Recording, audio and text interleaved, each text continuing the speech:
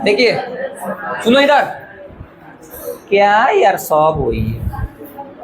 देखो ये थोड़ा सा उसमें बदलाव है, लेकिन आप कॉन्सेप्ट अगर क्लियर है तो भी बना दोगे। क्वेश्चन है, बहुत बढ़िया प्रश्न है, कई बार आया क्वेश्चन ये, और आते रहेगा तो नीचे। इसको बना रहे, ज्यादा टाइम नहीं लेंगे, ध्यान दीजिए। फिर से बोल रहे हैं, डायग्राम को आप प्रॉपर बना लिया तो आधा काम खत्म। पहले डायग्राम बनाओ। क्वेश्चन है कि 20 मीटर ऊंचे मीनार पर एक बिल्डिंग है, मीनार है, घर है, ऐसे मान लो, घर टाइप के, मीनार टाइप के, बिल्डिंग मान लो, कुछ भी। 20 मीटर ऊंचे मीनार पर एक ध्वज दंड है, मतलब एक ध्वज लगा है, दंड, ध्वज दंड मतलब झंडा लगा हुआ है, डंडा में झंडा लगा।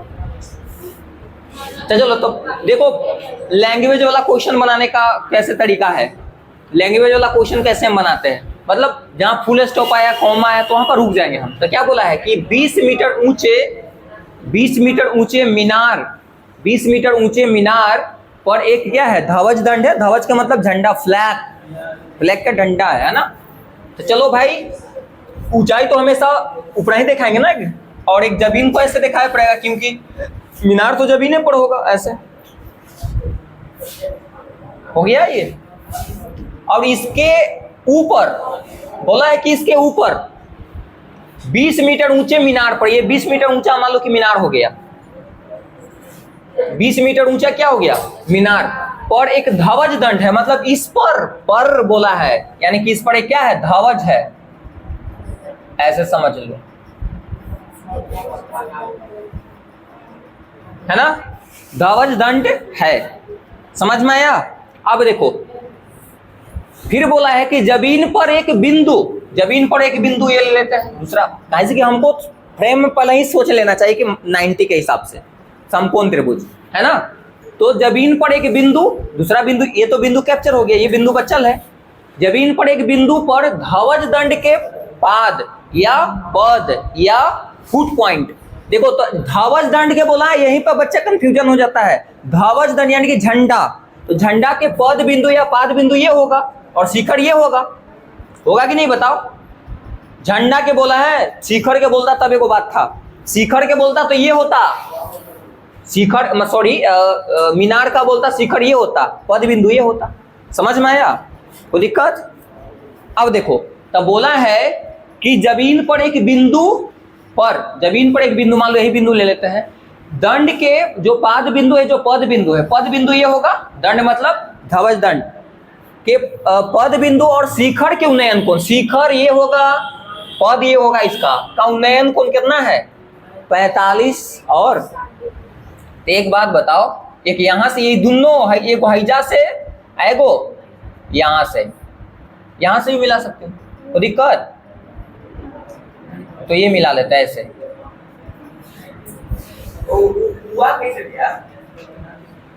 तो पहले सुन लो ध्यान से, जब समझाते तो दिमाग चढ़ावे के रहता है। 5 बार को रिपीट कर दिए, देखो ना भाई बोल रहा है, जमीन पर एक बिंदु, ये तो कैप्चर हो गया बिंदु, यही ना बिंदु बच्चा। जमीन पर एक बिंदु पर ध्वज दंड ये झंडा जो मीनार पर है, ध्वज दंड के पद बिंदु और शिखर, पद बिंदु ये होगा फुट पॉइंट, और शिखर ये होगा झंडा का बोला है, देखना का उन्नयन कोण जो नीचे से ऊपर देखते हैं, उन्नयन कोण कितना बोला है, क्रमशः में देखो 45 है, वो कितना है 60 है। अब सुनो ध्यान से, 60 कौन होगा, ये बड़ा वाला होगा, क्योंकि देखो जैसे जैसे उठेगा, देखो इस जैसे जैसे सट्टेगा कम होते जाएगा, उठेगा ऐसे उठ जाएगा तो 90 मतलब ज्यादा होगा। तो देखो 60 ये वाला होगा, 45 ये वाला होगा, 45 डिग्री होगा ना, और 60 डिग्री कौन होगा, ये यहां से यहां तक ले, ऐसा समझ में कि नहीं। बड़ा वाला जो एंगल है वो 60 डिग्री होगा, और छोटा वाला कितना 45। कोई दिक्कत नहीं ना, और कोई दिक्कत है।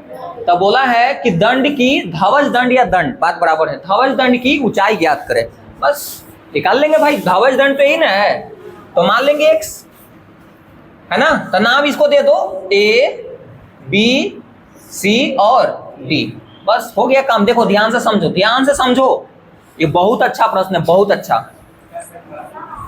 माना कि ध्वज दंड की ऊंचाई, जो ध्वज की जो डंडा है वो कितना है, ऊंचाई x मीटर मान लेते हैं, यानी कि यहां से यहां तक x ना, x मीटर।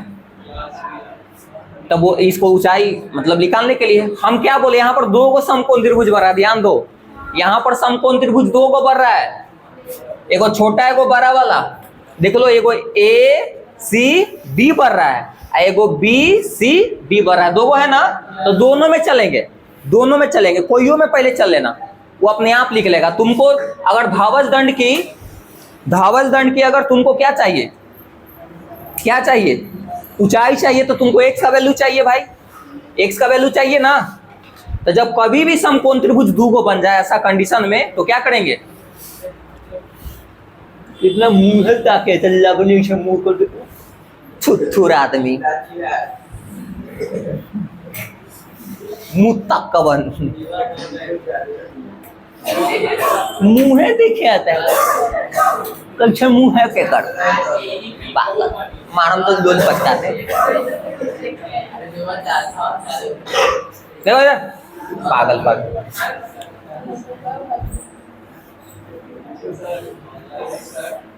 हम समझावे थे, वो अपने व्यस्त है वैसे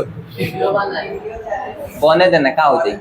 चलो देखो इधर सुनो, तो दो गो है ना समकोण त्रिभुज, तो दोनों में चलेंगे, दोनों में चलोगे ऑटोमेटिक काम हो जाएगा। देखिए, तो एक बार ये छोटका में चलो, एक बार फिर बड़का में। छोटका में चलेंगे तो इसका ये हाइट है ना, दिया हुआ है। अच्छा, और कहीं ना कहीं कॉम्बिनेशन आपको बनाना पड़ेगा ना। यहाँ पर ही पता है ये वाला क्या, ये नहीं दे है, ये नहीं ना दिया हुआ है क्वेश्चन में, नहीं ना दिया हुआ है, तो इसको भी माने पड़ेगा, इसको भी माने पड़ेगा, मान लेते हैं, इसको भी मान ले, BCD बराबर दो गो भाई कॉम्बिनेशन बना, इसको भी तो नहीं ना पता है, तो इसको भी कुछ क्या कर लेते हैं, मान लेते हैं।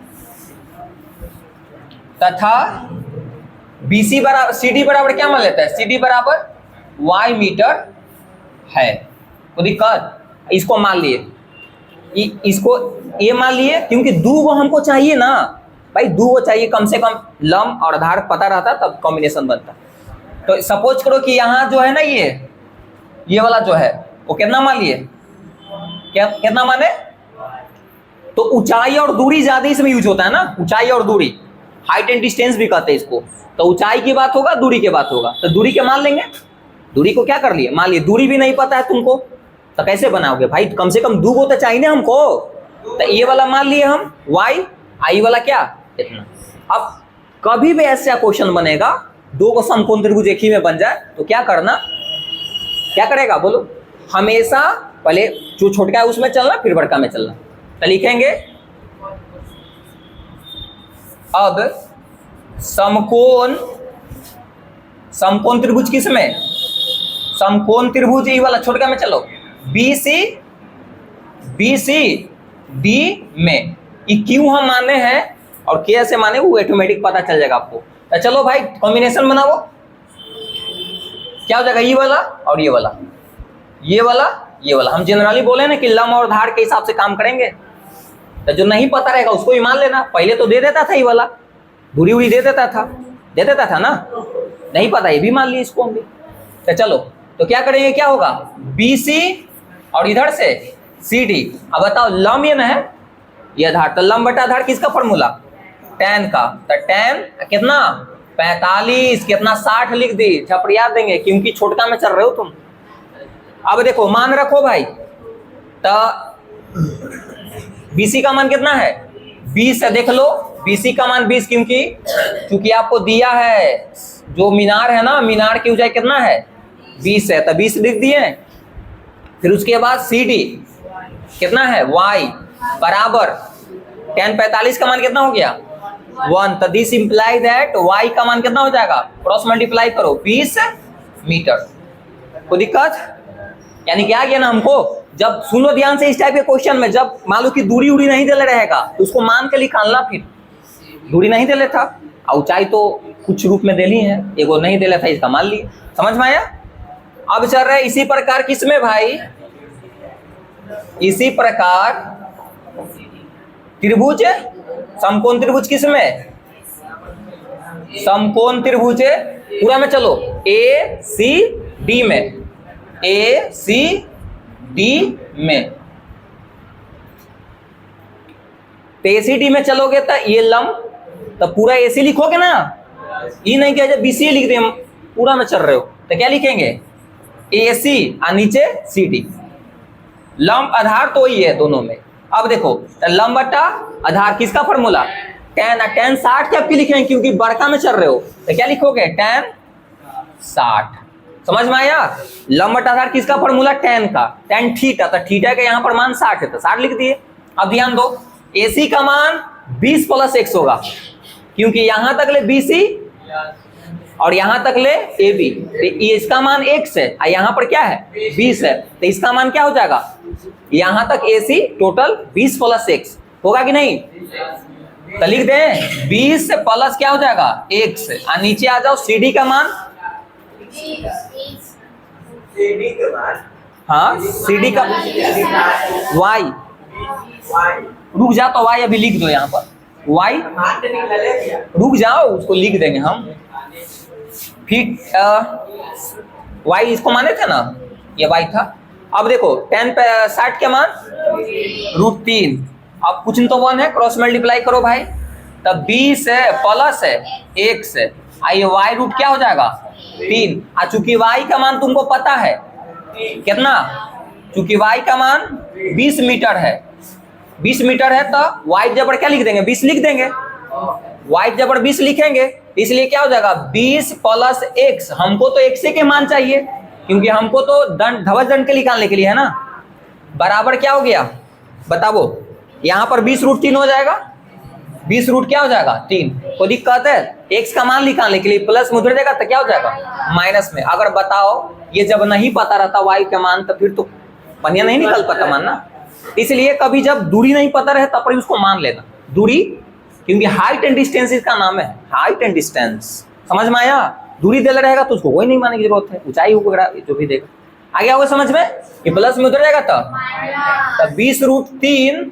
और माइनस 20 कॉमन है तो 20 कॉमन निकालो। अच्छा कितना जानी सोचित होता है कि 20 से 20 घट जाए ये 20 को √3 है, आई खाली 20 है ना घटिए, कॉमन हो सकता है 20, तो 20 कॉमन निकाल लो तो क्या बचेगा √3 और -1 मीटर लगा दो, यही आंसर हो गया। ये क्या हो गया लिख सकते हो अतः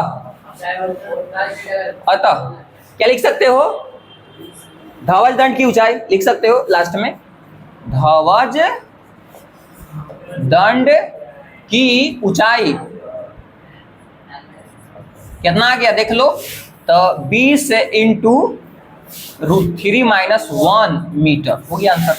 ऐसू यहाँ पर भी छोड़ सकते हो लेकिन एक थोड़ा सा स्टेप बढ़ा दिए, कोई जान खाने आंसर देखता है लिखल उखल आ गया बस समझ में, रुक जाओ छपुआन, कोई के दिक्कत है तो पूछ सकते हो, आधो % डाउट है तो पूछ सकते हो। समझ में आया, बोलो भाई बोलो, क्या यहाँ से सीखा ये कि भाई जब नहीं नीचे दे रहेगा ना दूरी तो उसको मान लेना उसको भी, और जब ऐसा रहेगा तो कैसे चलने के लिए दोनों समकोण त्रिभुज में चलेंगे फेरा फारी, तो दिक्कत तो नेक्स्ट वीडियो मिलते हैं। लाइक सब्सक्राइब शेयर कमेंट ऐसा करने के लिए बोल रहा है सब।